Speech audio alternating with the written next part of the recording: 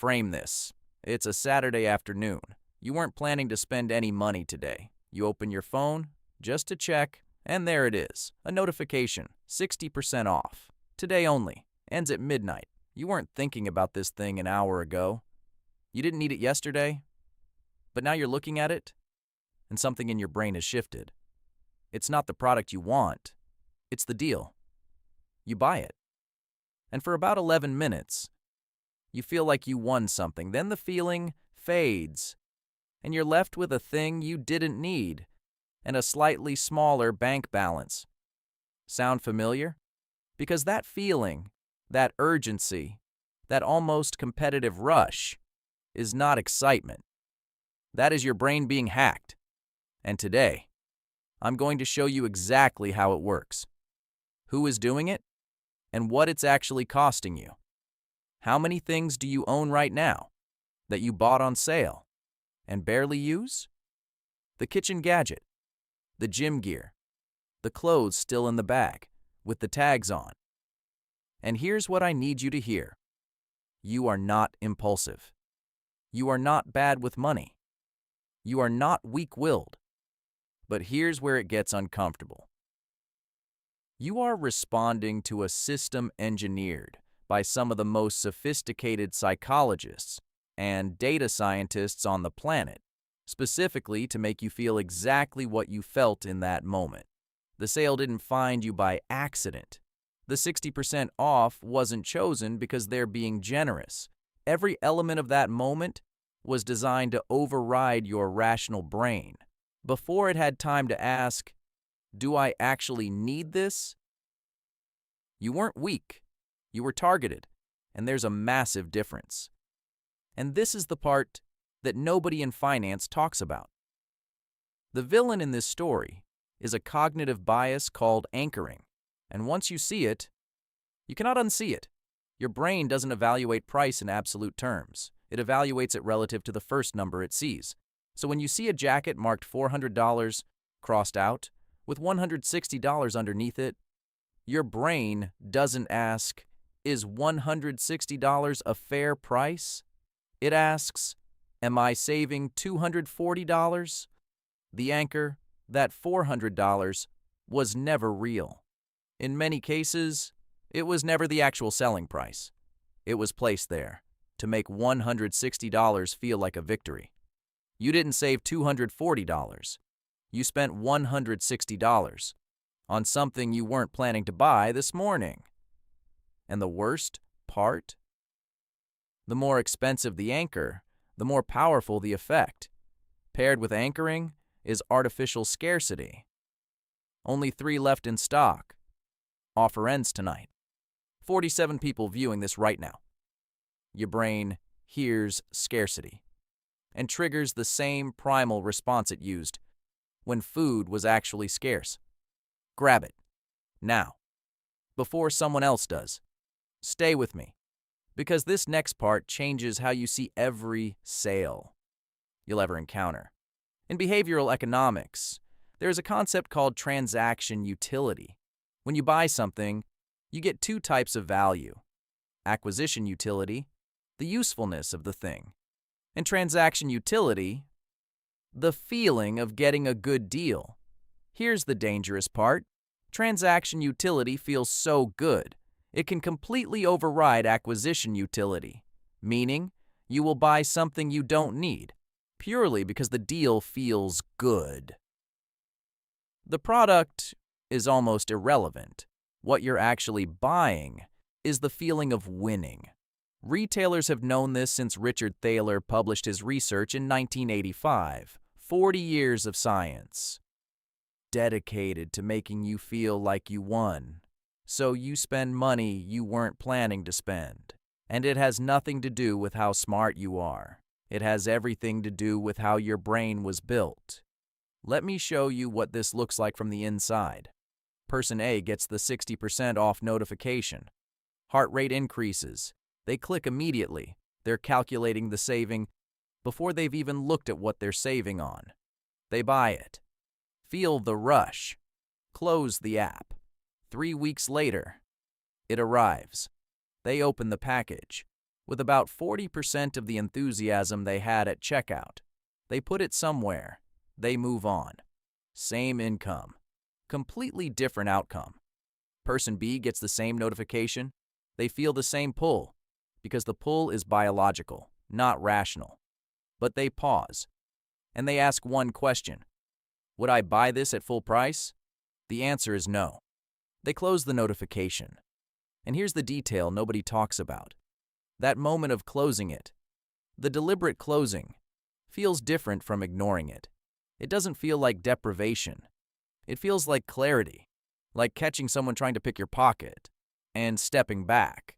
There is a quiet satisfaction in that move that the 11-minute shopping rush never gives you. The difference between person A and person B is not self-control. It is pattern recognition. Once you can name the trick, it loses most of its power. But here's what makes this genuinely dangerous. It's not the one $160 jacket. The average person encounters hundreds of sale triggers every single week. Email, notifications, social media, store signage. Everyone engineered to produce the same chemical response. Death.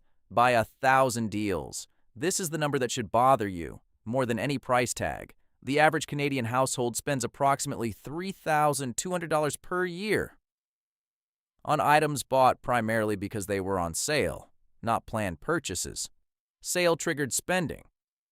That's $267 a month on things you didn't need before you saw the discount. $267 a month invested in an S&P 500 index fund at 7% over 20 years is $137,000. $137,000. Gone. Not on necessities, not on experiences, on the feeling of getting a deal. That's not a shopping problem. That's a wealth destruction problem. When you overspend on a sale, you didn't even want it until they told you it was cheaper. You were sold a discount before you were sold a product. Retailers are not losing money on Black Friday. Black Friday is the single most profitable retail event of the year. They discount because discounting makes you spend more than you would have otherwise. That is the only reason it exists. I want to tell you about someone. Let's call her Priya. Good income, mid-30s, no debt beyond her student loan. By every measure, she should have been building savings. But every month, she finished with almost nothing left over, and she couldn't explain it. What Priya did next is the part most people get completely wrong. She tracked every transaction. See why frastal so wasan berai. And when she looked at the data, one pattern was unmistakable. Almost every purchase she regretted had one thing in common: the word sale, deal, offer, or limited time, somewhere in the trigger. She wasn't a spontaneous person. She was an anchored person. Her spending wasn't random. It was systematically triggered. Every time a retailer told her she was saving money, she wasn't buying things. She was buying the feeling of being smart with money. She ran one rule for the next 6 months. If it wasn't on her list before she saw the sale, she didn't buy it. No exceptions. She saved $340 in the first month without changing anything else. Here's the system that takes 11 minutes to set up and works for the rest of your life. 3 rules. First, the pre-list rule. Before you open any shopping app, before Black Friday, before you scroll anything, write what you actually need. Anything not on that list, when you encounter a sale, is automatically a no. No negotiation. The list was written when your brain was calm. That version of you gets the vote. Second, the full price test. Before buying anything on sale, ask, would I buy this at full price right now? If the answer is no, put it down. The deal is not the product.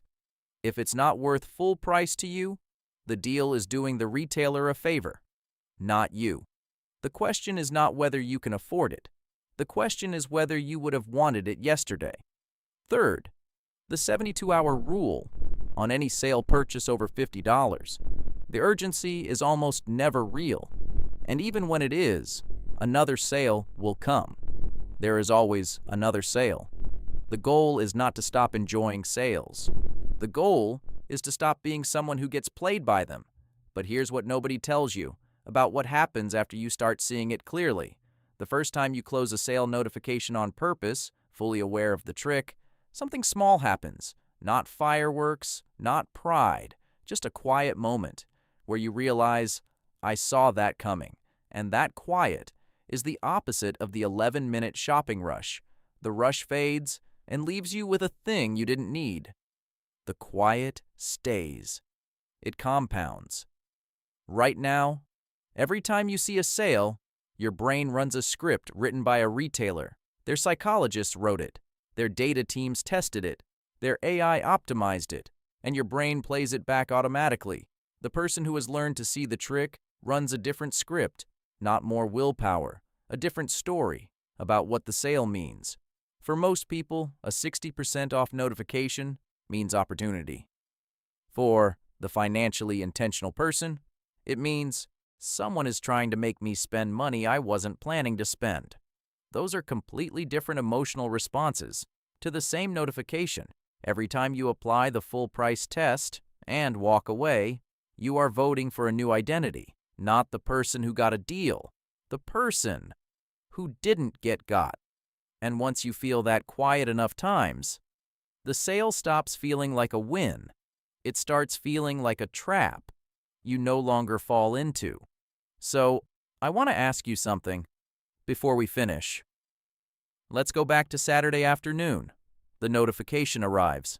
60% off. Today only. Ends at midnight. Except this time, you know exactly what's happening. You feel the pull. You will always feel the pull. But you can name it now. Anchoring, artificial scarcity, transaction utility.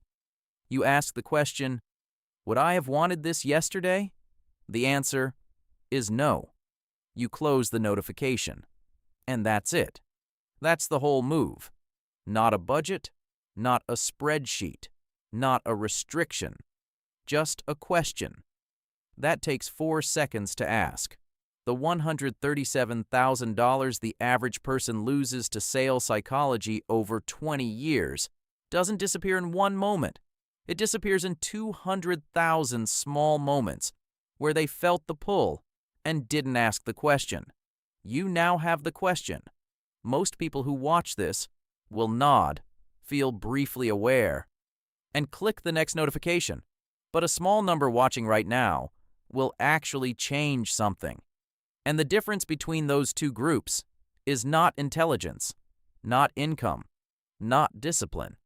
It is whether they decide to become the kind of person who sees the trick. So the question I want to leave you with is not, how do I stop spending on sales? The question is, who are you when no one is offering you a deal? Because that person, the one who knows what they want before anyone tells them it's on sale, that person keeps their money. And that person compounds too.